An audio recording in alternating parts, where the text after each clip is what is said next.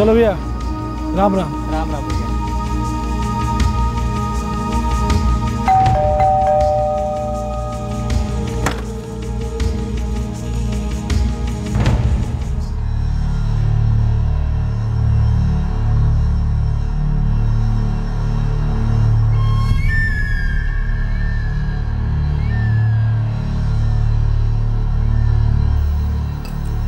अब है पापा का पानी है। लेने दे साक्षी, बच्चा है। बड़ा भी तो होना है। तुम ये ले लो।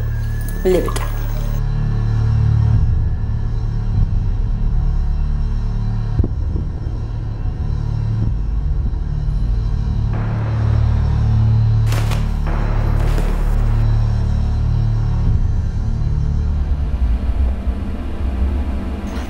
छोड़िए, मैं कर देती। पता नहीं आज बड़ी थकावट सी लग रही है, तबीयत कुछ ठीक नहीं लग रहा है। मैं सो जाऊं क्या?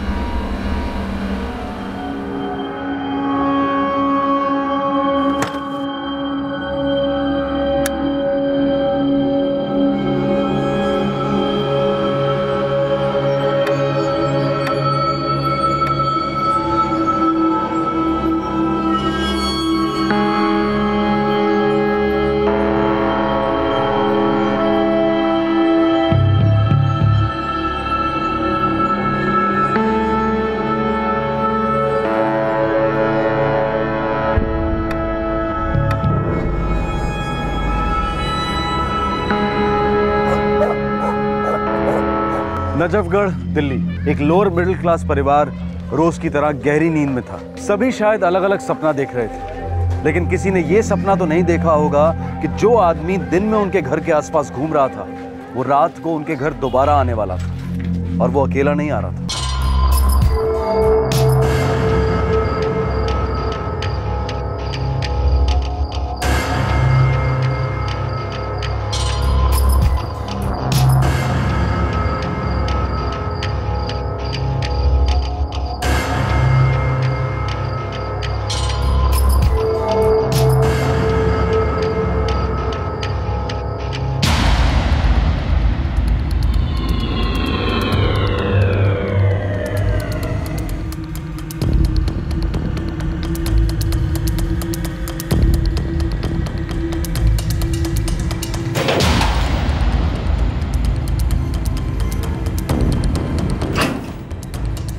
सुनो, सोना चांदी जेवर रोकड़ जो कुछ भी सब जल्दी से लपेट लो, जल्दी करो।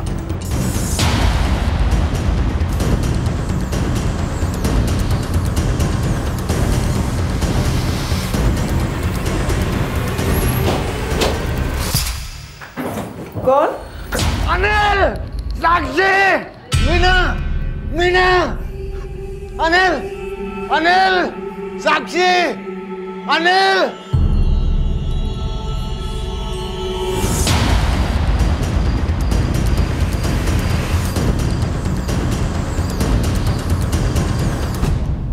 मीना, ए मीना, अनिल, अनिल, अनिल, साक्षी, अनिल, अनिल,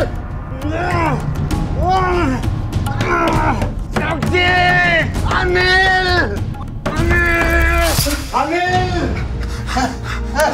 बाबूजी, बाबूजी, बाबूजी, क्या हुआ बाबूजी? बाबूजी, बाबूजी, क्या हुआ? कुछ चोर थे। तेरी माँ बेहोश हो गई। माँ? माँ? माँ क्या हुआ? माँ ठीक हो ना? माँ आप ठीक है ना?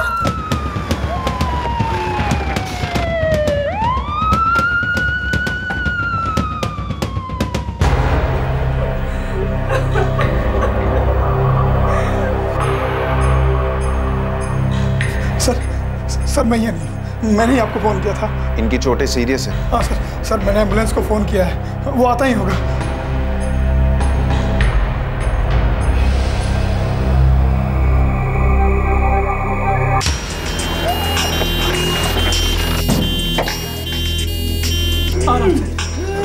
धीरे से। बस बाबूजी।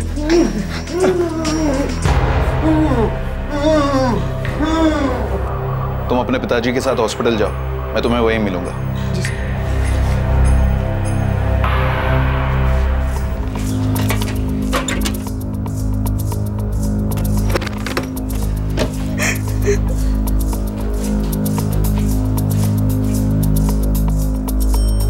हम लोग तो कुछ देख ही नहीं पाए सर। जब बाबूजी रेंगते हुए दरवाजे के बाहर आए तो देखा कि उन्हें बहुत चोटें आई थी और माँ जी। सर, लगता है लूट भी हुई है। पोस्टमार्टम के बाद इंक्वायरी करेंगे। 2 कांस्टेबल्स को बाहर लगा दो, एक क्राइम सीन पर।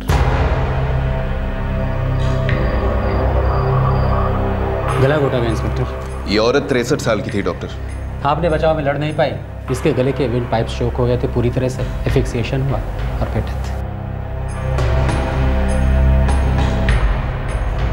बाएं पैर का फीमर, दाहिने पैर का टीबिया, मल्टीपल कंपाउंडेड फ्रैक्चर्स हैं और ये दोनों ही फ्रैक्चर्स सीरियस हैं अनिल। जान का कोई खतरा तो नहीं है ना डॉक्टर? नहीं, ऐसी कोई बात नहीं है, लेकिन तुम्हारे पिताजी गहरे सदमे में हैं।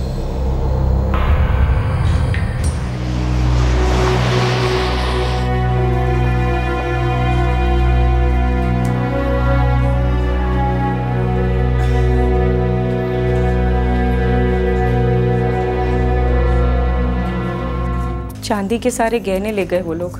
लॉकर में 3000 रुपए रखे थे, वो भी नहीं है। यहाँ से कुछ ज़्यादा सामान नहीं गया। हम लोग यहाँ पर कुछ भी महंगा सामान नहीं रखते, बस ऐसे ही कुछ रद्दी और किताबें वगैरह।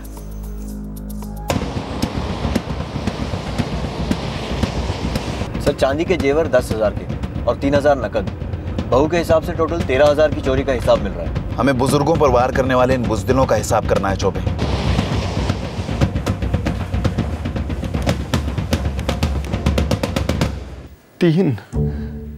शायद 3 थे, नहीं 3 ही थे। वो घर के अंदर दाखिल कैसे हुए कैलाश साहब?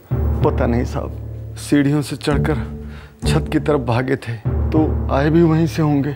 आपने सबसे पहले क्या देखा? मैंने सबसे पहले सुना मेरी बीवी मीना, उसकी दबी हुई चीख।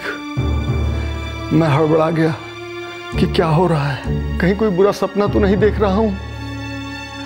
देखा तो ये तीनों। आपने उनका हुलिया देखा, उनका चेहरा देखा, कुछ बता सकते हैं? मुंह ढके हुए थे साहब। नकाब पोश चोर? तीनों ने काले रंग का नकाब पहना हुआ था। उनमें से 2 अलमारी लूट रहे थे और एक मेरी मीना का गला दबा रहा था।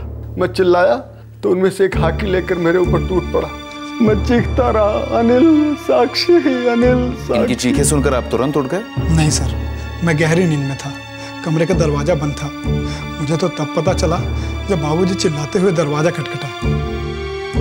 मीना, मीना कहाँ है?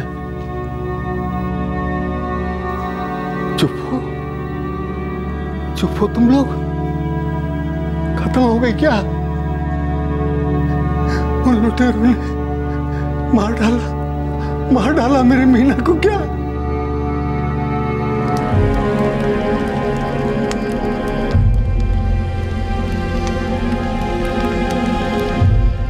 इस हमले में एक 63 वर्षीय महिला की मौत हुई और उनके 65 वर्षीय पति को गहरी चोटें आईं। देश की राजधानी में सीनियर सिटीजन्स पर बढ़ते हुए हमलों का एक और तरोताजा प्रमाण था यह अटैक। पुलिस और प्रशासन पर अब काफी दबाव था कि वो इस कत्ल और चोरी के केस की गुत्थी को जल्द से जल्द सुलझाएं।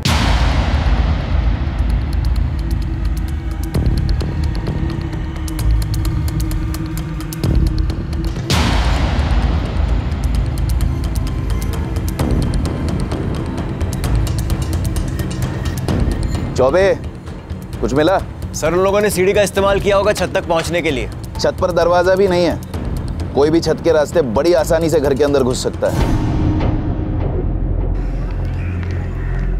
सर, वो जो सीढ़ी है वो सालों से घर के पिछवाड़े में पड़ी है। क्यों? बस पहले से है। अनिल, तुम काम क्या करते हो? सिक्योरिटी में हूँ, मास्टर प्लाजा में। तुम्हारे बाबूजी काम करते हैं या रिटायर्ड हैं? जी करते हैं ना सर, दयाल इंटरनेशनल स्कूल में। आपको तो पता ही होगा, अपने नजफगढ़ में। हाँ हाँ, क्या काम करते हैं वहाँ? वहाँ प्यून है मेरे बाबूजी। साहब जितने भी खबरी भाई लोग हैं किसी ने इस कांड के बारे में नहीं सुना है। मतलब साफ है कि आसपास के गैंग का काम नहीं हो सकता है। फिर कौन थे वो तीनों? साहब जो भी थे अलग किस्म के खिलाड़ी थे। नकाब उकाब पहनना, हॉकी से मारना, सीढ़ियों से आना, इन सालों ने पहले से कोई प्लानिंग कर रखी थी और एक दो चक्कर घर के भी लगा रखा था। साहब मामला कुछ गड़बड़ है। सर जी, पिछले हफ्ते 35 चोर जेल से छूटे हैं, सबकी हाजिरी भी ली। उस इलाके के 45 हिस्ट्री सीटर्स को राउंड अप भी किया है। काफी पूछताछ की सर, जमकर पूछताछ की, पर कोई कुछ उगल नहीं रहा है सर। अनिल धवन हमारे यहाँ पिछले 5 साल से सर्विस में इंस्पेक्टर। और कुछ नहीं, रिकॉर्ड क्लीन है। उसकी अपने पिता से कोई अनबन थी? नहीं, मतलब मैंने तो कभी ऐसा कुछ नहीं सुना और ऐसा होना भी मुश्किल है, क्योंकि जहाँ तक मैं जानता हूँ अनिल एक बड़ा ही सीधा साधा और घरेलू किस्म का आदमी। यही कोई 10-12 साल हुए होंगे यहाँ धवन परिवार को रहते हुए। कोई झगड़ा, परिवार में कोई अनबन? वो किस घर में नहीं होती है साहब? हाँ, लेकिन कुछ घरों में कुछ ज्यादा होती है। पड़ोसी देखते हैं, सुनते हैं। ऐसा कुछ नहीं था। जो भी रहा होगा वो 4 दीवारी के अंदर ही रहा होगा। नहीं साहब, ऐसी कोई बात नहीं है। हमारे घर में कभी कोई लड़ाई झगड़ा नहीं हुआ। आपकी कोई ननद, देवर, जेठ कोई नहीं? जी नहीं। शादी को कितने साल हुए आपके? 5। मायका कहाँ है आपका? यही पास में है, नजफगढ़ की हूँ मैं, यहाँ से 3-4 किलोमीटर। और 2 बच्चे हैं आपके? जी। सास ससुर से बनती थी आपकी? जी साहब। ससुराल वालों से कभी कोई छोटा मोटा झगड़ा या कोई अनबन नहीं? जी नहीं, कभी नहीं।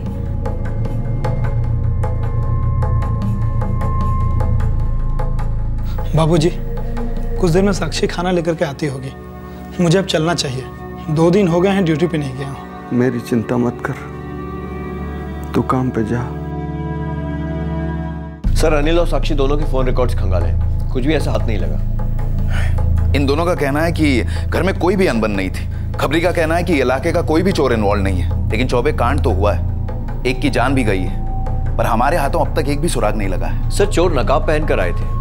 अगर अजनबी होते तो क्यों पहनते? राइट। अनिल के पिता कैलाश ने उन्हें सबसे पहले देखा। 2 लोग घर को लूट रहे थे और एक उनकी पत्नी का गला घोट रहा था। सर, जब मीना जी का गला घोटा जा रहा होगा तब वो जोर से चीखी होंगी, लेकिन कैलाश जी को उनकी चीख सुनने में काफी देर लगी, जबकि वो एकदम करीब में ही सोए हुए थे। और एक अजीब बात सर। क्या? मुझे पता नहीं क्यों ऐसा लग रहा है कि कैलाश जी को अपने बेटे और बहू के रूम तक पहुंचने में कुछ ज्यादा ही देर लग गई। ये लोग कुछ ज्यादा ही गहरी नींद में थे। किसी ने कुछ सुना ही नहीं, बस आराम से सोते रहे। घर में लूटपाट हो रही थी, एक का कत्ल हो रहा था और ये दोनों आराम से घोड़े बेचकर सो रहे थे। सर, मीना जी को गला घोटकर मारा गया, लेकिन कैलाश जी को नहीं मारा। चौबे पीटा है उन्हें, बहुत बुरी तरह से पीटा है। सर, लेकिन कहाँ? सिर्फ टांगों पर। हॉकी से सिर्फ टांगों पर ही क्यों वार किया? चौबे कुछ तो बात है जो अटपटी है और मुझे लगता है कि वो अंदर की ही बात है। जुर्म के 2 दिन बाद पुलिस को यह आभास होने लगा कि यह सिर्फ चोरी और उसके दौरान हुई हत्या का केस नहीं है। नकाबपोश हथियारों के बावजूद इस केस की शक्ल सूरत रहस्य की धुन में हल्की हल्की नजर आने लगी थी। मेरे पति को बहुत नींद आ रही थी, काफी थके हुए थे वो। दिन भर काम जो करते रहते हैं। आप भी तो घर में दिन भर काम करती रहती हैं। घर के काम तो कभी खत्म ही नहीं होते। हर रोज रात को सोते सोते मुझे 11 बज ही जाते हैं। और घर पर हमला रात को तकरीबन 1:30 बजे हुआ था। जी, उस वक्त मैं और मेरे पति गहरी नींद में सो रहे थे। एक बात बताइए, आप और अनिल रात को सोते समय अपने कमरे का दरवाजा बंद रखते हैं? ये कैसा सवाल है? रखते हैं या नहीं रखते? बंद रखते हैं। बाबूजी और माँ जी हर रोज रात को 10 बजे सो जाते हैं और बच्चे कभी कभी शोर करते हैं जो कि हमारे पास सोते हैं। इस बारे में आपको कोई और सवाल पूछना है? साले कायर, मारना था तो मुझे मारते, मेरी पत्नी को क्यों मारा? आपकी बहू और आपकी पत्नी के बीच में कैसे संबंध है? क्या? ये क्या सवाल हुआ? आपने सवाल सुना ना, मुझे जवाब चाहिए। क्या जवाब दूं?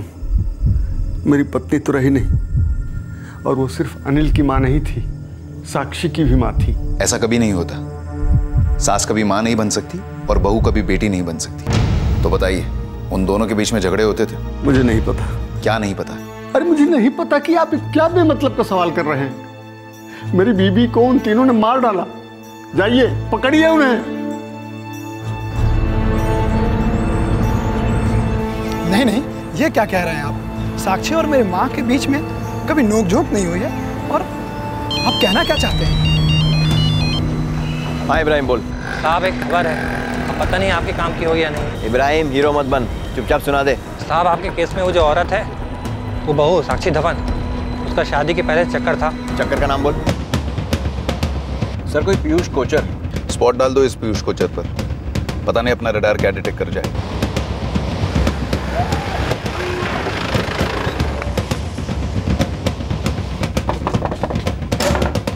आप साक्षी के पिता हैं? हाँ जी। क्या बात है? हाँ जी, हमें पता है। शादी से पहले हमारी बेटी की एक पीयूष कोचर से दोस्ती थी। दोस्ती या दोस्ती से कुछ ज्यादा? जी वो ज्यादा हमें मंजूर नहीं थी। हमारे यहाँ जात से बाहर शादियाँ नहीं करते, कभी नहीं करते। जी हमारी बेटी को अपनी गलती का एहसास हुआ था। उसने पीयूष से सारे रिश्ते तोड़ दिए थे। वो अनिल के साथ खुश रही, वफादार रही। ये पीयूष कोचर यहीं का था, नजफगढ़ का? 5 साल पहले तक तो यहीं रहता था। अब पता नहीं, हमारा से कोई लेना देना नहीं था।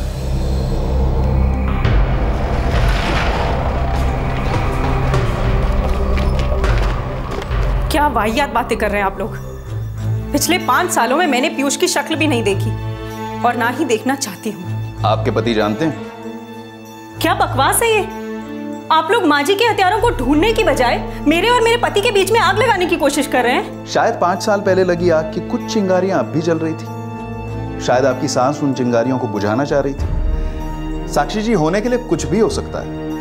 हमारा तो काम ही है केस को हर एंगल से देखना। आप बुरा मत मानिएगा। आप लोग मेरा नाम उछाल रहे हैं, मुझे ब्लैकमेल कर रहे हैं मेरे अतीत को लेकर। लेकिन फिर भी मैं आपको एक बार फिर से बता देती हूँ, शादी के बाद 5 सालों में ना मैं पीयूष से मिली हूँ और ना ही मैंने उसकी शक्ल देखी है। मेरा उससे कोई रिश्ता नहीं। और आपसे भी हाथ जोड़कर विनती करती हूँ, गड़े मुर्दे ना उखाड़े।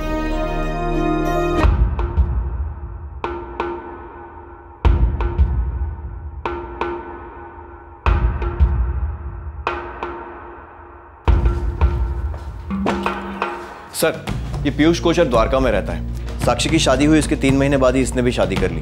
3 साल का एक बच्चा है, रवि नाम है उसका। द्वारका में ही बीवी बच्चों के साथ सेटल हो गया है। क्या काम करता है?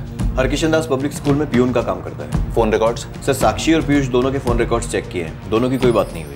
चौबे, मुझे लगता है साक्षी का अतीत हमारे किसी काम का नहीं है। सर शायद है।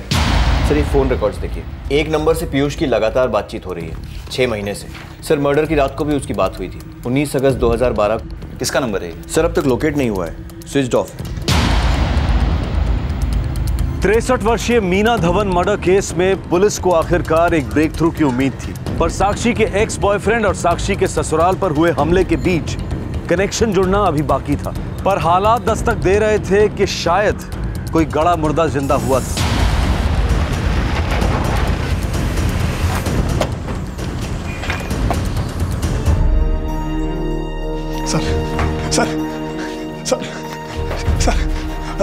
सर ये क्या पागलपन है सर? पागल तो कोई और है, किसी और के लिए, 5 साल बाद भी। क्या पक रहे हैं आप लोग?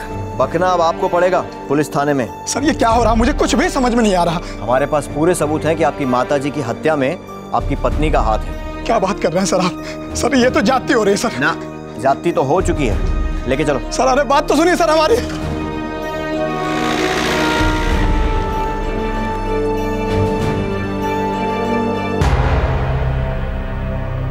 चोरी तो एक बहाना था, असली मकसद मीना जी की हत्या थी जो आपने करवाई। हाँ या ना? मैंने माँ जी की हत्या करवाई? पर मैं ऐसा क्यों करूंगी? वही जानने के लिए तो आपको यहाँ बुलाया है। तो आप कुछ नहीं जानेंगे, मुझसे तो कुछ भी नहीं, क्योंकि मैंने कुछ किया ही नहीं। ये नंबर देखिए, 44567899। 6 महीने पहले ये नंबर एक्टिवेट हुआ और पीयूष कोचर की इस नंबर से लगातार रोज बातें होती रही है। 19 अगस्त 2012 आपके सासू मां की हत्या हुई, वो चोरी का नाटक हुआ। उस रात को इस सिम कार्ड का लोकेशन आपके घर में पाया गया था और ये नंबर रात को 1:30 बजे के बाद स्विच्ड ऑफ था। 1:30 बजे साक्षी जी, मतलब हमला होने के बाद। पर मुझे इन सब के बारे में कुछ नहीं पता। देखिए, जरूरत पड़ी ना तो आपके घर की एक एक ईंट अलग करके उस सिम कार्ड को और उस नंबर को दोनों को ढूंढ निकालेंगे। आसान तरीका यह है कि आप अभी के अभी सब कुछ सच बता दो।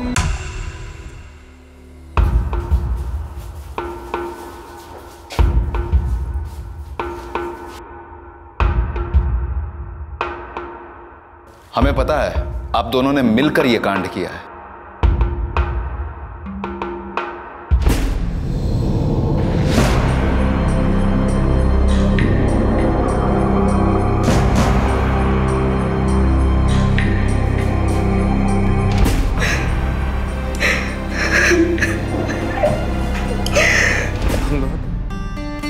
भूल जाओगी मुझे?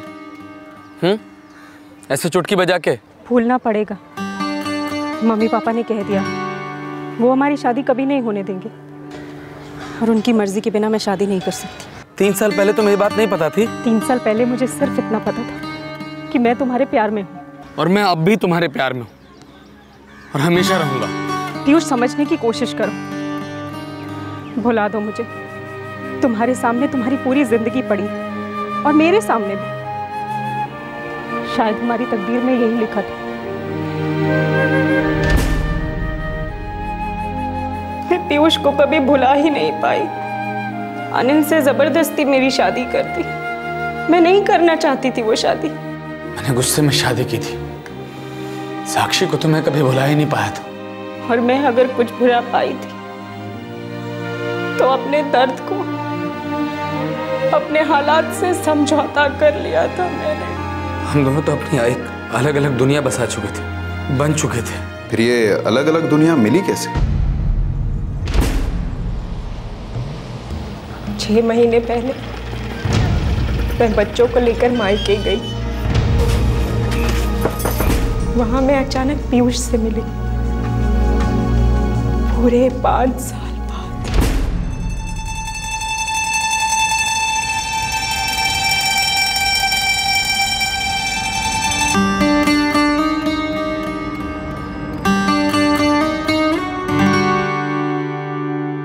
यहाँ वो पास वाले बैंक में चेक डालने के लिए आया था। लगा कि तुम्हें देखा, फिर से देखा तो तुम्हें थी। मुझे फिर से देखने की जरूरत ही नहीं पड़ी, दूर से ही पहचान लिया। मुझे तो लगा था कि मेरी शक्ल भी भूल गई होगी, शायद मेरा नाम भी। तुम्हें सच में ऐसा लगा? मुझे याद करती हो कभी? अब मैं किसी और की पत्नी। मैं भी किसी और का पति हूँ। रोज याद करता हूँ साक्षी तुम्हें। एक जमाना था जब तुम्हारा हाथ ना पकड़ो तो तुम नाराज हो जाती थी। जब भी हम लोग मिलते थे हम दोनों के हाथ एक हो जाते थे। हमारे हाथों में मुझे तुम्हारी धड़कन सुनाई देती थी। और मेरा दिल सिर्फ तुम्हारे लिए धड़कता था।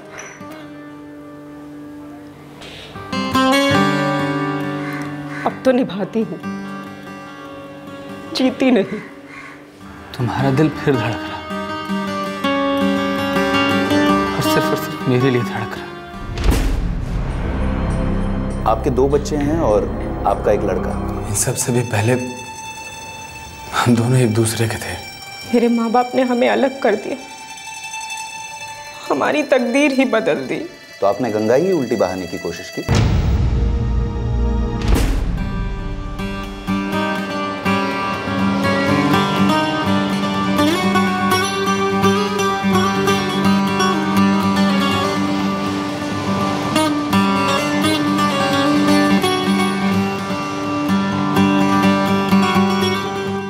आज थोड़ा मुश्किल। अरे समझा करो, घर पे बहुत सारा काम। अच्छा ठीक है, कोशिश करती हूँ। अब कोई नया बहाना ढूंढना पड़ेगा।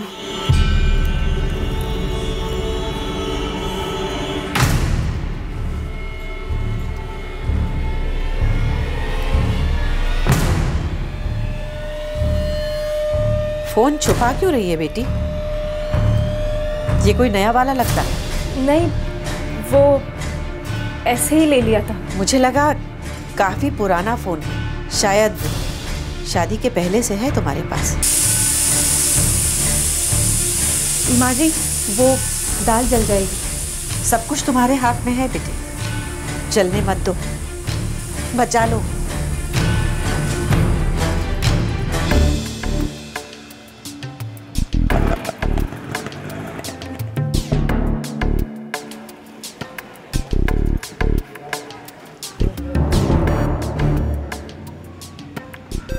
पीयूष, मुझे लगता है मेरी सास को कुछ शक हो गया।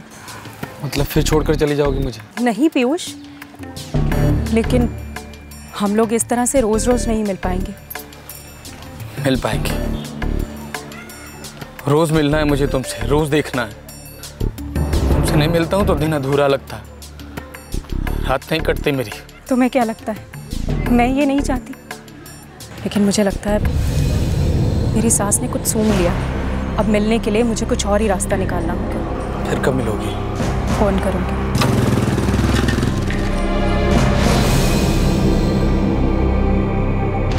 और तुम्हारी सास ने तुम्हारे पति अनिल को बता दिया? उन्होंने किसी को कुछ नहीं बताया और मैंने भी नहीं बताया। क्यों?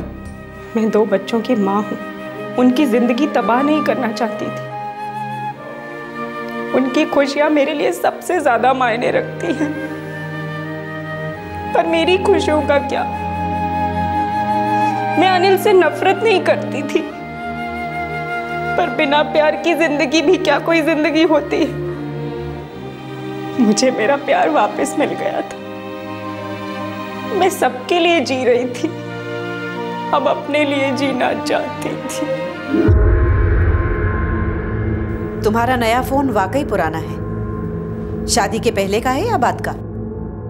वो पहले का। बेशर्मी की सारी हदें पार कर दी हैं तुमने। अपने बच्चों को मेरे पास छोड़कर अपने प्रेमी से मिलने जाती हो। शर्म नहीं आती तुम्हें? और मेरे समझाने का इतना सा भी असर नहीं हुआ तुम पे? अब मेरे पास एक ही रास्ता बचा है साक्षी, कि मैं सब कुछ अनिल को साफ साफ बता दूं कि उसकी पत्नी टिफिन सर्विस के बहाने अपने प्रेमी से मिलने जाती है। देख लो तुम्हें क्या करना है इस बारे में। नहीं नहीं माँ जी, आप प्लीज किसी से कुछ मत कहिएगा। तुम्हारे माँ बाप को बता दूं या वो सब कुछ जानते हुए चुप है? नहीं नहीं माँ जी, उन्हें कुछ नहीं पता। और अगर उन्हें कुछ भी पता चल गया तो वो लोग जीते जी मर जाएंगे। बहक गई थी मैं, गलती हो गई मुझसे। माँ जी, मैं हाथ जोड़कर माफी मांगती हूँ। भगवान के लिए, मेरे बच्चों के लिए किसी से कुछ मत कहिएगा। मैं अब से ऐसा कुछ भी नहीं करूंगी। तो इस बात को यही खत्म कर दे साक्षी। आज ही इसी वक्त दफन कर दे इस बात को। और माफी मुझसे नहीं, भगवान से मांग इस पाप के लिए। पाप पाप पाप। मैं अपने किए पर दिल से शर्मिंदा नहीं थी, बिल्कुल नहीं थी। मैं अपने हिस्से का प्यार ही तो चाहती थी जो मेरे माँ बाप ने मुझसे छीन लिया था। अच्छी बीवी, अच्छी बेटी, अच्छी माँ, अच्छी बहू थी, पर अपने अंदर की औरत का गला कैसे और क्यों घोट देती मैं? जिंदगी तो एक ही होती है ना। पीयूष, अब मुझे निकलना होगा, वरना मेरी सास को फिर से शक हो जाएगा। साक्षी बैठो। मैं मानता हूं कि दोनों के दोनों शादी के कैद में बन चुके हैं, जिंदगी जेल हो चुकी है। पर हम लोग कभी रिहा नहीं हो पाएंगे। तुम तो शायद बचकर निकल भी जाओ, पर मुझे तो समाज नोच खाएगा। 2 बच्चों की माँ अगर अपने पति को छोड़कर अपने प्रेमी के साथ रहना चाहे तो वो औरत औरत नहीं, डायन कहलाती है। इस वक्त तो डायन तुम्हारी सास है। नहीं पीयूष, सिर्फ सास नहीं है, माँ बाप भी है, सारी दुनिया है। साक्षी, हम लोग अपनी एक नई दुनिया बसाएंगे। अब तक तो सिर्फ तुम्हारी सास हम दोनों के बारे में जानती है ना। थोड़े दिनों के बाद कोई नहीं जानेगा। क्या मतलब?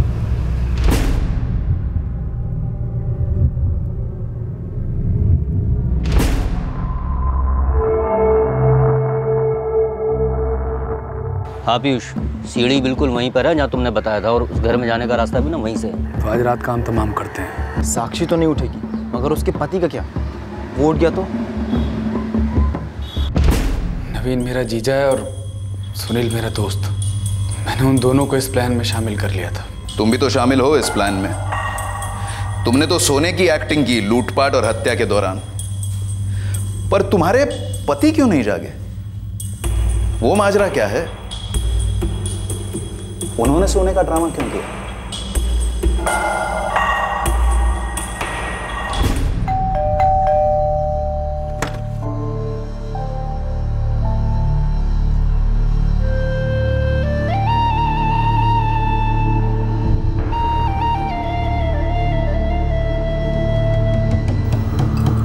अब है पापा का पानी है, तुम ये ले लो।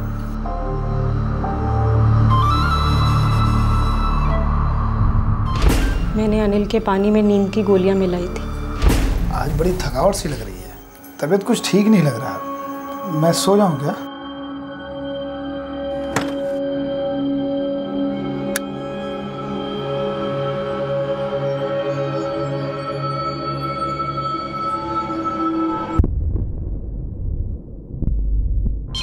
साक्षी, हाँ साक्षी, रेडी।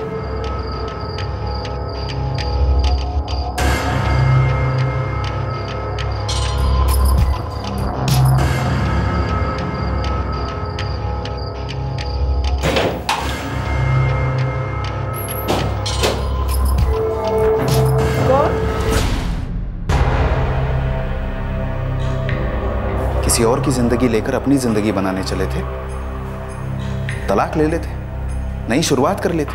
आज नहीं तो कल लोग, दुनिया, समाज सभी मान लेते। कहा था मैंने अपने माँ बाप से, मेरी खुशी चाहते हो तो मेरी बात सुनो, पर उन्होंने मेरी तब बात नहीं सुनी तो अब कैसे सुनते? मेरा नजरिया वो देखना चाहते ही नहीं थे। अपने माँ बाप पर गुस्सा थी तुम, फिर अपनी सास पर क्यों उतारा? अपने बच्चों की और अनिल की जिंदगी खराब कर डाली तुमने, और अपने ससुर की भी। क्या उन्हें उनकी जिंदगी पर हक नहीं?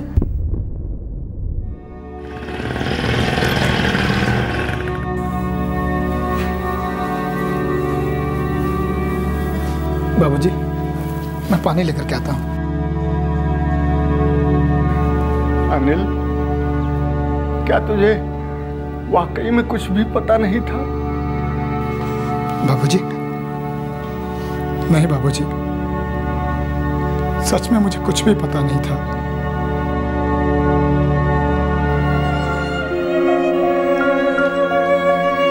एक बार बता देती, शादी से पहले, सगाई से पहले। क्या फायदा होता? तुम शादी के लिए मना कर देते और मेरी शादी मेरी ही बिरादरी में कहीं और हो जाती। तो शादी के बाद बता देती, ताकि तुम गंदी गंदी गालियां देते, तरह तरह के सवाल पूछते और शायद पीटते भी। बहुत मेहनत कर रहा था मैं, हमारी जिंदगी को और बेहतर बनाने की कोशिश कर रहा था। तुम्हें बहुत खुशियां देना चाहता था, लेकिन मुझे क्या पता कि तुम्हें मुझसे खुशी मिल ही नहीं सकती। एक बार सच कह ही देती। अनिल, तुम सिर्फ कहने के लिए ये बात कह रहे हो। अगर कह देती तो तुम सुन नहीं पाते, और अगर सुन पाते तो भी क्या करते? अपने लिए, मेरे लिए, हमारे बच्चों के लिए।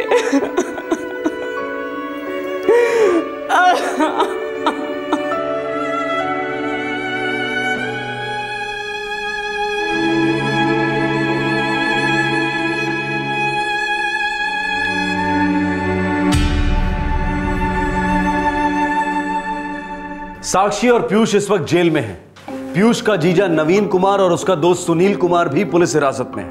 नवीन ने पीयूष की मदद करने के लिए इस जुर्म में उसका साथ दिया, और सुनील पैसों के लिए इस क्राइम का हिस्सा बना। इस जुर्म ने 2 परिवारों को बर्बाद कर दिया और एक मासूम की जान ले ली। साक्षी की घुटन के बारे में किसी को भनक तक नहीं थी, सिवाय खुद साक्षी के, और उसके माता पिता ने भी ये मान लिया था कि वो अपने पति के साथ बहुत खुश है। पति अनिल साक्षी के नॉर्मल बिहेवियर के कारण कभी ये समझ ही नहीं पाया कि साक्षी के मन में आखिर चल क्या रहा है। और जब उसकी सास मीना को पता चला तो उसके हिसाब से साक्षी एक बहुत बड़ा पाप कर रही थी। साक्षी और पीयूष ने अपने स्वार्थ को पूरा करने के लिए एक बेकसूर की जान ले ली। अगर साक्षी और पीयूष अपनी जिंदगी वाकई एक साथ बिताना चाहते थे तो वो कानून के दरवाजे पर दस्तक दे सकते थे। तलाक कोई पाप नहीं है, पर शायद ये सारी बातें कहना बहुत आसान होता है और करना बहुत मुश्किल। हम अपनी प्राचीन सभ्यता और अपने कल्चर पर बहुत गर्व करते हैं। सदियों से चले आ रहे रीति रिवाजों को आंख मूंद कर सच मान लेते हैं। ये भूल जाते हैं कि कोई भी समाज तभी समृद्ध हो सकता है जब उसकी विचारधारा हमेशा समय के साथ बदलती रहे। पर दुर्भाग्यवश हम उस बदलाव की दस्तक को पहचानते नहीं और जाति, उपजाति और न जाने कैसे कैसे दकियानुसी हथियारों से इंडिविजुअल फ्रीडम और खुशियों का बेरहमी से गला घोट देते हैं। हमारे आज के एपिसोड की दूसरी कहानी।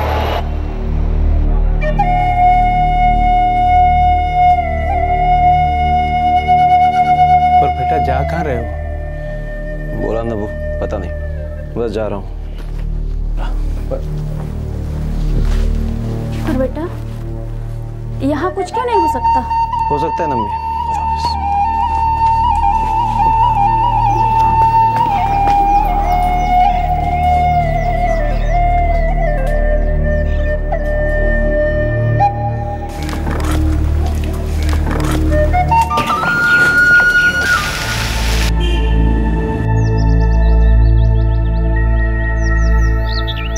अरे बाबा कुछ तो बोलो, हाँ या ना? हाँ Shima, obviously it's a very good offer. एक तो मुंबई जैसी जगह नहीं इस दुनिया में, और तुम्हारी जैसी लड़की भी तो नहीं है। कम ऑन यार, आ जाओ। अरे सोचने का मौका तो दो। कम ऑन यार, हम दोनों एक साथ होंगे, एक ही शहर में हो गए, तुम्हें अभी सोचना। आशी, मैं कह रहा हूँ तुम आज ही रेजिग्नेशन दे दो और जल्दी आ जाओ। और सुनो, मुंबई आकर बैग्स पैक कर लेना। या वेरी फनी। आ रही हो ना पक्का? आई मिस यू यार लॉट्स। আমি সত্যি বলছি। আমি জানি। ठीक है आशी, मैं मॉम डैड से बात करती हूँ। Ashima, it's very good opportunity, ऐसे मौके बार बार नहीं आते। और आशिमा, रोशनजीत भी तो है वहाँ, शादी के पहले दोनों वक्त गुजारोगी तो अच्छा रहेगा। पर दीदी सिर्फ वक्त गुजारते मत रहना। और आपको पता है 3 साल से मैं वेट कर रही हूँ, कब मैं करीना कपूर के जैसे लहंगा सिलवाऊंगी, कब आपका संगीत होगा, कब फुल ऑन मेहंदी होगी। उफ दी, आपने तो बोर कर दिया मुझे। ए हेलो, ये असली लाइफ ना कोई करण जौहर मूवी नहीं है। अरे हमें अपने करियर सेटल करने हैं, खुद सेटल होना है। और प्रसन्नजीत को अभी वहाँ 1 साल भी नहीं हुआ। And you have no idea कि कॉर्पोरेट सेक्टर में कितना कटथ्रोट कंपटीशन होता है। You have to be on your toes all the time यार। बेटा उसी का तो मजा है। मुंबई की कंपटीशन आदमी हो या औरत, उससे उसका बेस्ट निकलवाती है। पता नहीं dad, but first time Mumbai, मुझे थोड़ा थोड़ा नर्वस लग रहा है। मेरी बेटी आशिमा और नर्वस डोंट जो होगा। और देखो वो रेजिग्नेशन लेटर टाइप किया कि नहीं? आज सबमिट करें। एक्सीलेंट। एंड ट्रस्ट मी बेटा, तुम्हारा ये फैसला तुम्हारी लाइफ चेंज कर देगा। Hopefully. Come on come on.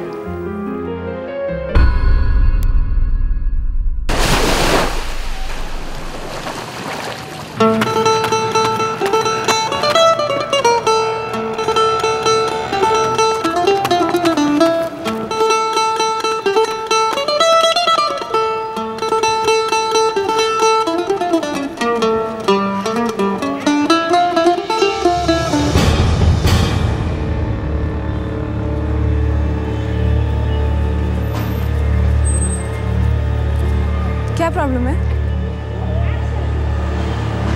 Ji. What जी? घूरते क्यों रहते हो? जी नहीं तो।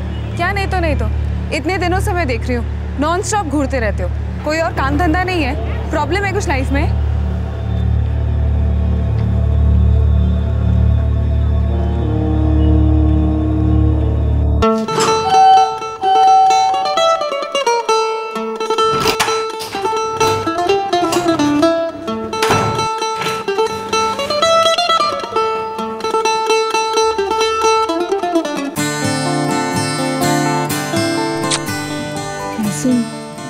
उठो ना, मैं 5 मिनट में ऑफिस के लिए निकल रही हूँ। 5 मिनट ना प्लीज, ऑफिस में बहुत काम है, लेट हो जाएगा। I'll get up in 5 minutes। अच्छा ठीक है, जितना भी काम है ना इस वीकेंड तो खत्म कर लेना। संडे को कोई काम घर मत लाना। मैं पहले से ही कह रही हूँ, संडे को हम सुबह जल्दी उठेंगे, कॉफी पियेंगे और बाहर जाके खूब सारा टाइम एक साथ स्पेंड करेंगे। ओके?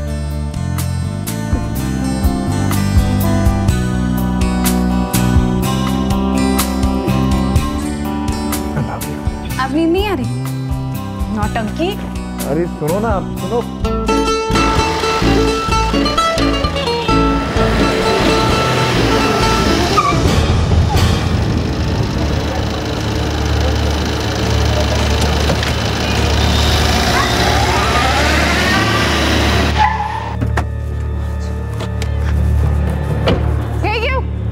रुको, इधर आओ।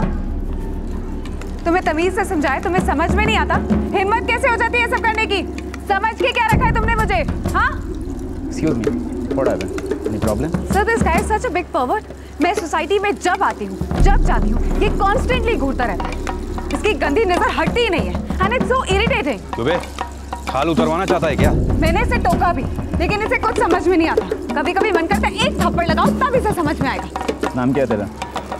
अमजद। दोबारा ऐसी हरकत की ना तो उठा के फेंकवा देंगे बाहर। चल ड्यूटी कर अपनी, चल। डोंट वरी, हम हम लोग सेक्रेटरी से इस मैटर पे बातचीत करेंगे। Thank you. मुंबई की एक पॉश हाउसिंग सोसाइटी, एक सिक्योरिटी गार्ड बिल्डिंग में रहने वाली एक लड़की को अश्लील नजरों से घूरता रहता है, उसे हर पल अनकंफर्टेबल फील कराता है। वो लड़की चुप नहीं बैठती, इग्नोर नहीं करती, वो विरोध करती है और उसे वार्निंग देती है। इस वार्निंग के दौरान बिल्डिंग के दूसरे लोग भी आ जाते हैं, वो भी उसे चेतावनी देते हैं और वो सिक्योरिटी गार्ड चुपचाप अपनी ड्यूटी पर लौटता है। अब सबसे अहम सवाल है, क्या ये चेतावनी, क्या ये वार्निंग काफी थी? क्या कोई ठोस कदम ना उठाना एक दस्तक थी कि अब बहुत गलत कदम उठने वाले हैं?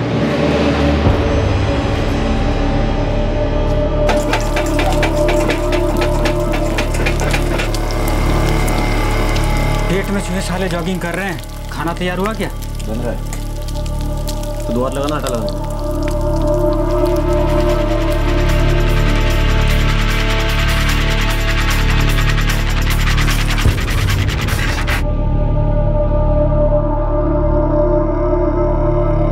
हमारा जो सुपरवाइजर है ना ससुरा, मच्छर है, खून चूसता है हरामखोर। अब क्या हुआ बिरजू? अरे यार वही रोज का, हम कहे डबल ड्यूटी करेंगे तो डबल तनख्वाह लेंगे, तो भाई सीधा गणित है। तो बोला नहीं 1.5 देंगे। कहे भाई तुम्हारे बाप का ब्याह है? तो भाई सीधा हिसाब होना चाहिए ना, डबल का डबल। हम भी मुंह पे बोल के आ गए कि अपना डबल ड्यूटी डालो, अपना जेब। हम तो ओडोमस लगाएंगे और अपने खोली में मस्त सोएंगे। का भाई? अरे तुमको क्या हो गया है, ऐसे मुंह क्या लटकाए हो? तुम्हारा भी सुपरवाइजर तुम्हारा पैसा वैसा काट लिया का? साली हमको बोलती है झापड़ मारेगी। कौन साली? 804 वाले जो साहब है ना, उनके हमें बोलती है झापड़ मारेगी, सारी दुनिया के सामने बोली। तुमने कुछ गलत किया क्या उनके साथ? साला लड़कियों को तमीज नहीं यहाँ पर, बेशर्मी के हाथ मारती है। हमको बोलती है कि थप्पड़ मारेगी। ओ अमजद, यहाँ का हिसाब किताब अपने गांव जैसा नहीं है कि लड़की लोग नजर नीचे करके रहेगी। यहाँ दूसरा हिसाब है बाबू।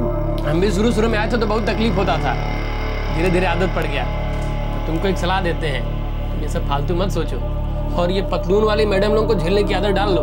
बाबू हम तो कहते हैं आँख मूंद के बस ड्यूटी करो, ड्यूटी खाओ।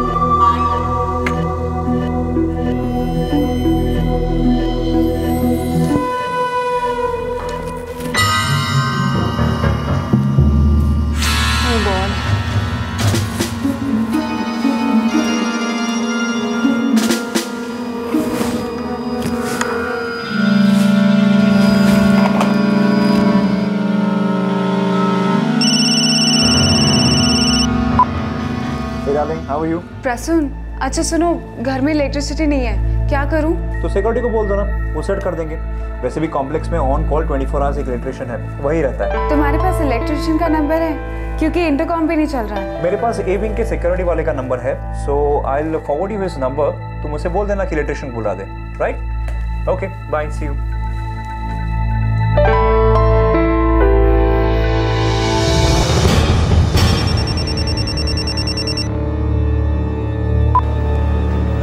हाँ वॉचमैन जी, मैं 804 से बोल रही हूँ। यहाँ पे इलेक्ट्रिसिटी नहीं है तो इलेक्ट्रिशियन को भेज देंगे? ओके मैडम, 10 मिनट में आ जाएगा। थोड़ा जल्दी भेजिएगा प्लीज। जी।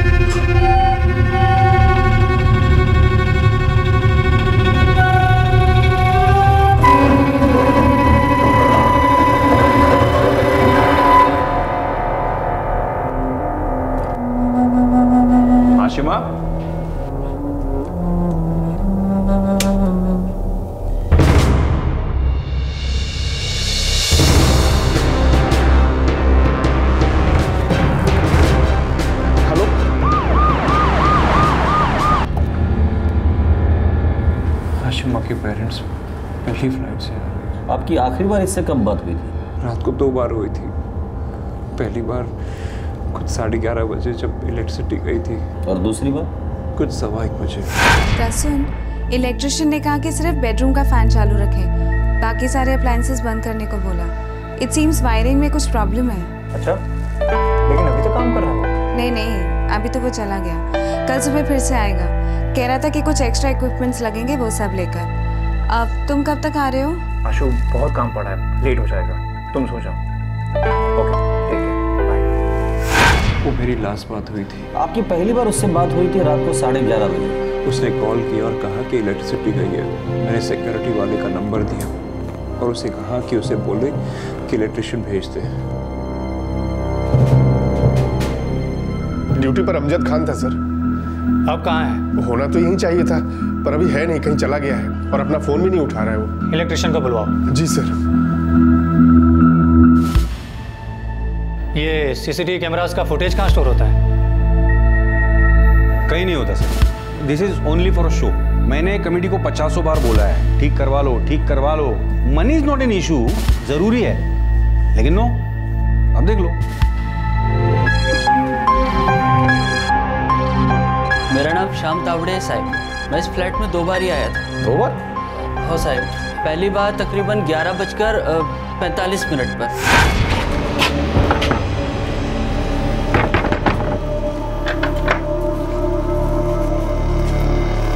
804 में बिजली गुल हो गई। चल। अभी क्या अभी? हाँ, अभी क्या अभी।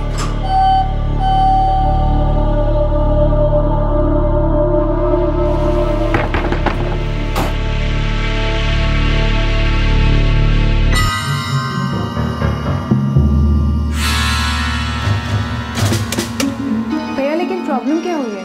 मैडम, प्रॉब्लम मेन लाइन में लगता है।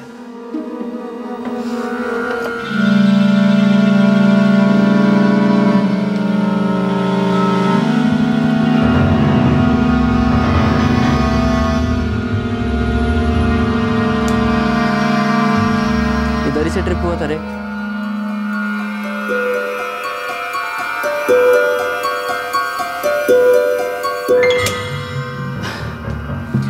अभी बरोबर हो गया मैडम। देखो एक बार आप चेक कर लो अंदर। थैंक यू भैया।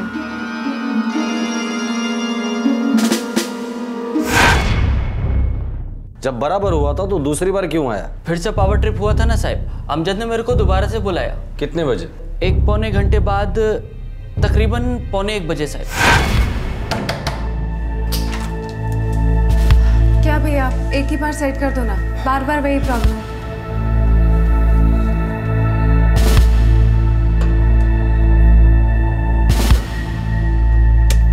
मैडम, वापस नीचे से ही ट्रिप हुआ है। मैं एक बार नीचे से चेक करके आता हूँ। यार, ये ऐसा क्या हो रहा है बार बार? वायरिंग का कोई लोचा रखता है रे। मैडम, एक बार अंदर चेक करना होगा। चलिए।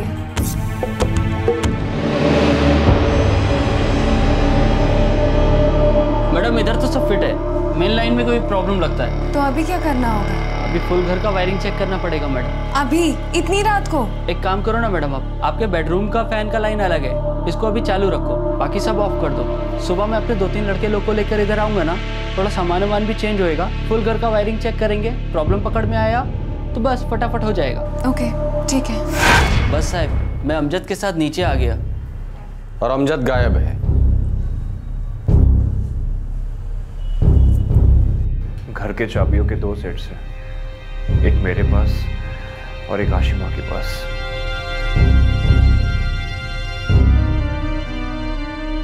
घर में फोर्स एंट्री का कोई निशान नहीं है। या तो आशिमा ने खुद दरवाजा खोला है या कोई दरवाजा खोलकर अंदर आया है। नहीं, हमने तो कोई आवाज नहीं सुनी। नहीं, हमने भी कोई आवाज नहीं सुनी सर। लेकिन प्रसन्नजीत ने कहा कि जब उसे बॉडी मिली तो उसने आप लोगों के फ्लैट्स के बेल बजाए थे। सुबह 4:20 खोलिए प्लीज, हेल्प हेल्प। देशी खोलिए प्लीज। सॉरी सर, मैंने सुना नहीं। नहीं, मैंने नहीं सुना सर। बिजली 2 बार गई थी और घर में कोई फोर्स्ड एंट्री भी नहीं हुई थी। पड़ोसी रात भर आराम से सोते रहे, उन्होंने कुछ भी नहीं सुना, ना ही किसी की चीखें और ना ही झड़प की आवाजें। उन्हें तो प्रसन्नजीत द्वारा बजाई गई डोरबेल भी नहीं सुनाई दी और सिक्योरिटी मैन अमजद खान गायब था। अमजद और आशिमा के बीच पहले से तनाव था और उस रात अमजद भी इलेक्ट्रीशियन के साथ 2 बार फ्लैट में गया था।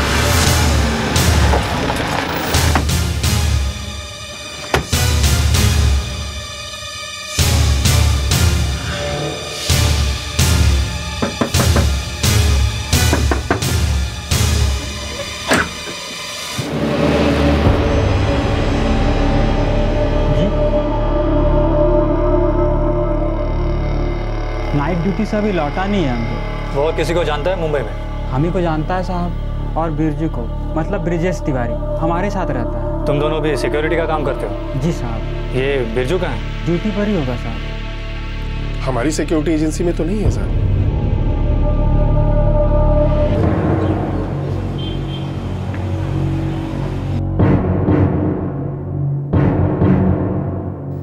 एड्रेस में तो सिर्फ गुलमर्ग श्रीनगर लिखा है। बंदा 2 साल से आपकी एजेंसी में काम कर रहा है, ना तो उसके गांव का पूरा एड्रेस है और ना ही कोई कॉन्टैक्ट नंबर। सच कहूँ साहब तो ऐसे लोगों का ना कोई ठिकाना होता है ना कोई फ़ोन नंबर, हर दूसरे दिन सिम बदलते हैं। सर वो काफ़ी रेगुलर था। उसकी एजेंसी के पास उसका बेसिक एड्रेस नहीं है, कोई भी एड्रेस नहीं है। वो आदमी रेगुलर कैसे हो सकता है? और आप लोग बता रहे हैं कि उसका आशिमा के साथ कुछ झगड़ा हुआ था, तो कॉलोनी ने कोई एक्शन क्यों नहीं ली? एनुअल जनरल मीटिंग में हम लोग सजेशन देने वाले थे कि पूरी सिक्योरिटी सिस्टम चेंज कर दिया जाए। आपके 3 बिल्डिंग्स हैं, 18 गार्ड्स हैं, 1 सुपरवाइजर है, लेकिन किसी भी गार्ड्स के पेपर सही नहीं है और ऊपर से एक मिसिंग हो गया है। सर समझाए कैसे? लोग करोड़ों रुपए के फ्लैट खरीदते हैं, लाखों की गाड़ियां खरीदते हैं, लेकिन सिक्योरिटी पर वो 4-5 हज़ार ही खर्च करना चाहते हैं। सर 500 रुपए बढ़ाने की बात करते हैं तो 3rd वर्ल्ड वॉर शुरू कर देते हैं मीटिंग में। अरे करोड़ों के फ्लैट हैं और सिक्योरिटी 5,000 की, क्या हिफाजत करेंगे वो लोगों की? फोर्स एंट्री के कोई निशान नहीं, झड़प तो मजबूत हुई है, लेकिन किसी ने कुछ सुना नहीं। प्रसन्नजीत का बजाया गया डोरबेल भी नहीं सर। ये प्रसन्नजीत के कॉल रिकॉर्ड्स आ गए? वो ऑफिस में ही था, मैंने उसके दोनों दोस्तों से चेक किया, एक को उसने वाली ड्रॉप किया था और एक को दादर।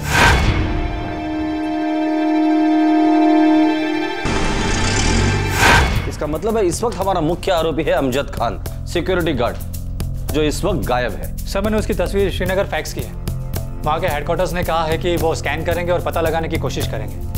सेलफोन अभी भी स्विच ऑफ है सर। हेलो सर जी, ब्रिजेश तिवारी बोल रहा हूँ, अमजद खान के साथ रहने वाला।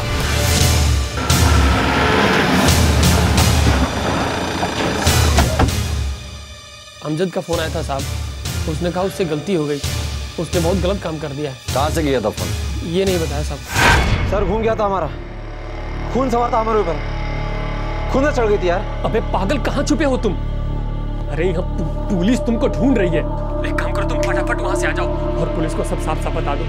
तुम्हारे चक्कर में हम सब परेशान हो रहे हैं। अब मैं नहीं आने वाला। तो कहाँ जाओगे? जा रहा हूँ कहीं, पूछ मत, कहाँ नहीं बताऊंगा। अब अमजद हमारी बात। उसका मोबाइल फोन ट्रैकिंग पर डाल दो, वो मुंबई छोड़कर भाग ना पाए। सब दोबारा उसका फोन है तो उसे समझा देना, जितना भागेगा उतना तड़पेगा वो। पकड़ा तो वो वैसे भी जाने वाला है, सरेंडर करने के लिए बोल देना उसे। सरेंडर का मतलब समझता है ना? समझते हैं सर, और हम उसको समझा देंगे सर।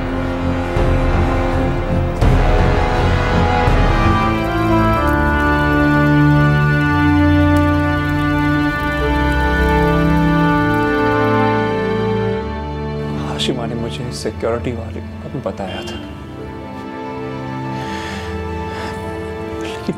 लेकिन तभी हमें लगा नहीं था इतना सीरियस है, इसलिए मैंने भी ध्यान नहीं दिया। सोसाइटी में सबको मालूम था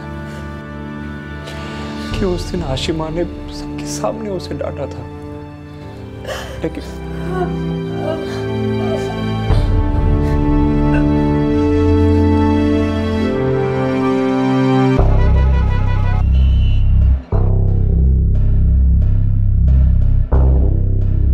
फिरोजपुर का लौंडा जनाब, अमजद खान नाम है उसका अब्बा ट्रेड पोस्ट पर हमाल है।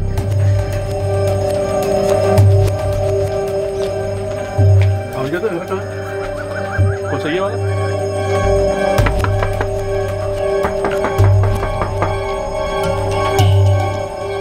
अमजद कहाँ है? 5 साल से मुंह नहीं दिखाया उसने साहब। अब वो किसी को मुंह दिखाने लायक नहीं रहा। मुंबई में एक लड़की का खून किया उसने। या अल्लाह, 2 साल पहले एक बार फोन आया था उसका, तभी तो कह रहा था सब अच्छा है, आमदनी भी अच्छी है, पर हमको एक पैसा भी नहीं भेजा साहब, कसम खुदा की एक पैसा नहीं भेजा उसने। सोचा था बुढ़ापे का सहारा बनेगा, सहारा बनना था तो क्या कर डाला। क्या कर देखो ये नौटंकी करना बंद करो और चुपचाप सच सच बताओ। हम झूठे नहीं है साहब, हम झूठे होते तो क्या इतने गरीब होते। अगर मुझे पता चला कि वो तुम्हारी टच में है और तुम हमें नहीं बता रहे हो तो खैर नहीं, मुंबई पुलिस और हम दोनों मिलकर हालत खराब कर देंगे तुम्हारी। वो तो अमजद कर ही चुका, अब क्या करना बाकी है साहब। 5 साल पहले रोजगार और बेहतर जिंदगी की तलाश में अमजद अपने गांव से निकल पड़ा। 2 साल पहले आशिमा मुंबई आ गई अपना करियर बनाने। आशिमा अमजद की विकृति का शिकार हुई थी और अब अमजद फरार था। वो भाग रहा था पुलिस से और अपने आप से, अपनी विकृति से और अपनी विकृति के अंजाम से।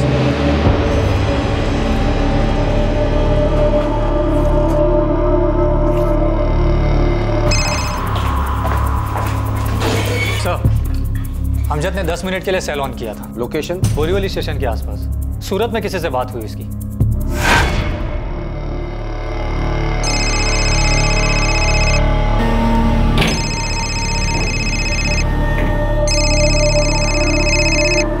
हाँ अमजद, बोल भाई। मुझे कुछ दिनों के लिए तेरे आना है, आज शाम को निकल रहा हूँ। सब खैरियत तो है ना भाई? नहीं यार, खैरियत नहीं है, पहुँच कर सब कुछ बताता हूँ तुझे। अच्छा सुन, मुझे लेने के लिए आएगा ना सूरत स्टेशन पर? हाँ हाँ आऊँगा ना भाई। ठीक है, शाम तक पहुँच जाऊँगा और स्टेशन पे पहुँच के फ़ोन करता हूँ तुझे।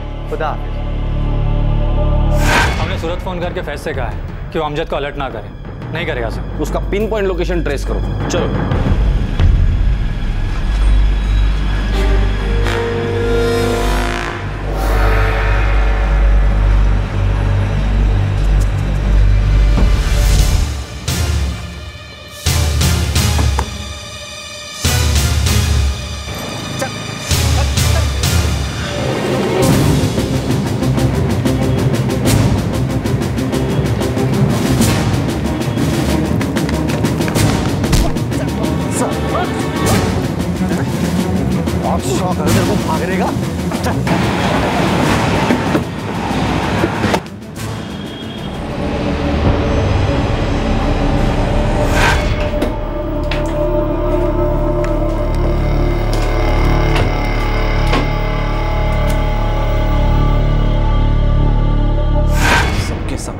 छापड़ मारेगी साला, सबके सामने बेइज्जत किया हमें। तभी हमने ठान लिया था कि हम भी दिखाएंगे हम क्या चीज है। प्रॉब्लम मेन लाइन में लगता है मैडम। पहली बार हमें उस औरत के घर में घुसने का मौका नहीं मिला, इसलिए दूसरी बार हमने बिजली फिर गुल कर दी।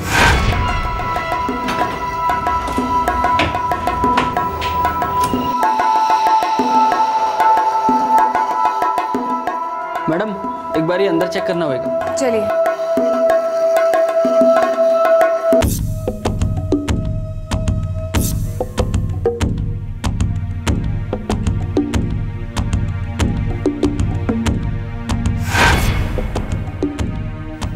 उसके पार घर की चाबी हाथ लग गई।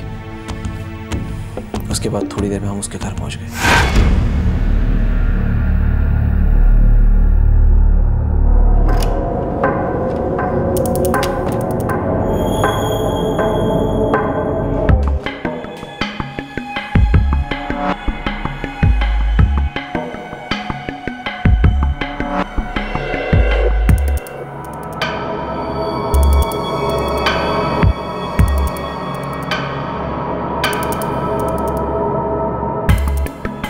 चाकू लेकर अंदर गए थे। इस बार हमसे बदतमीजी की तो हम भी जवाब देने के लिए तैयार थे। वो उड़ गई, हाथ पैर चलाने लगी, हमारी बात नहीं सुनी। तब तो बस हमारी हट गई, हमसे टक्कर लगी, खूब गला फाड़ रही थी तो हमने उसका गला ही काट डाला।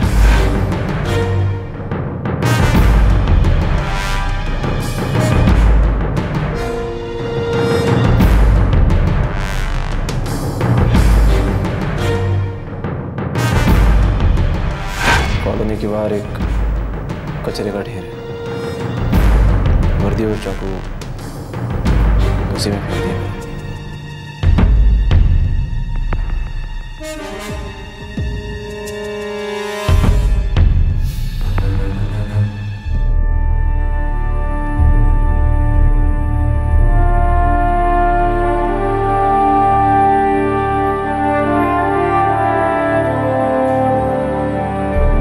मदद के लिए कितना चिल्लाई मेरी बेटी। She shouted and shouted, पर किसी ने नहीं सुना, या सुना पर कुछ किया नहीं। कोई इन्वॉल्व नहीं होना चाहता, किसी भी चीज में इन्वॉल्व नहीं होना चाहता।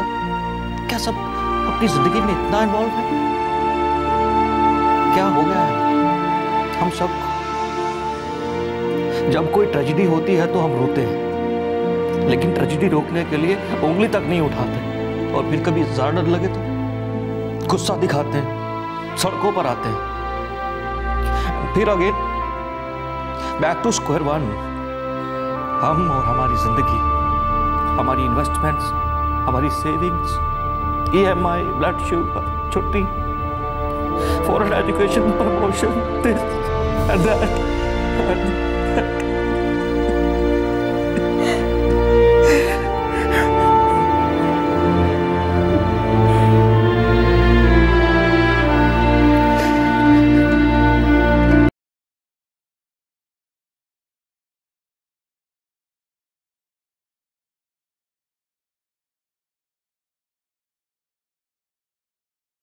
यार मैंने सुना है ये सिक्योरिटी सर्विस टॉप की है, द बेस्ट। वो सब तो ठीक है, लेकिन गेट पे बैठ के दिन भर आराम करने का 11,000 rupees per month, it's not happening. देख, कोई एग्री नहीं करेगा। अरे यार 11 उसने कोट किया है, हम उसे उतना देंगे थोड़ी।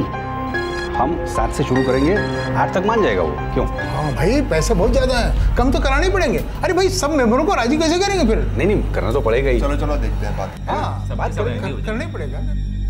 पुलिस इस वक्त अमजद खान के खिलाफ चार्जशीट फाइल कर रही है। मर्डर के साथ साथ मोलेस्टेशन और अटेम्प्टेड रेप के भी चार्जेस लगाए जाएंगे। हाल ही में हुए दिल्ली केस के बाद पूरी संभावना है कि ये केस भी फास्ट ट्रैक कोर्ट में दाखिल किया जाएगा। पूरी संभावना है कि इस केस में भी मुजरिम को कड़ी से कड़ी सजा सुनाई जाएगी, जैसे कि दिल्ली के केस में मृत्युदंड की मांग हुई है। जुर्म के लिए कड़ी सजा होनी ही चाहिए।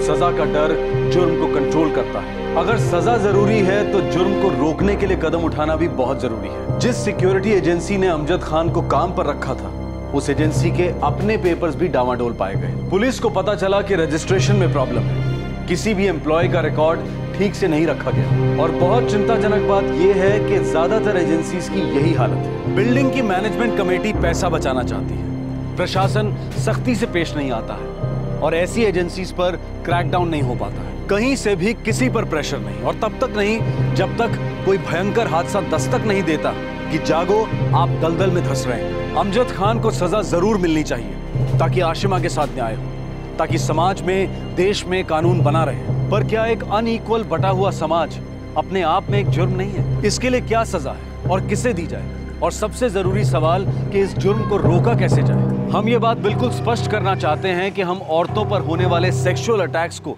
कोई इकोनॉमिक जस्टिफिकेशन नहीं दे रहे हैं। औरतों पर हिंसा करना, जिसमें रेप भी शामिल है, दरअसल एक पुरुष प्रधान समाज का बाय प्रोडक्ट है। और इसकी झलक हमें अपने पॉलिटिशियंस के बयानों में अक्सर देखने को मिलती है, जो औरतों के कपड़ों और उनकी टेक्नोलॉजी की समझ पर आए दिन टिप्पणी कसते रहते हैं। ये पिछड़ी हुई सोच पुरुषों को विरासत में मिली एक विकृति है। स्त्रियों के प्रति नफरत समाज के हर तबके के कुछ पुरुषों में पाई जाती है, बीमारी की तरह। लेकिन हम बात कर रहे हैं एक बहुत बड़ी बीमारी की, जो पूरे देश को दीमक की तरह अंदर से खाए जा रही है, और वो है एक तरह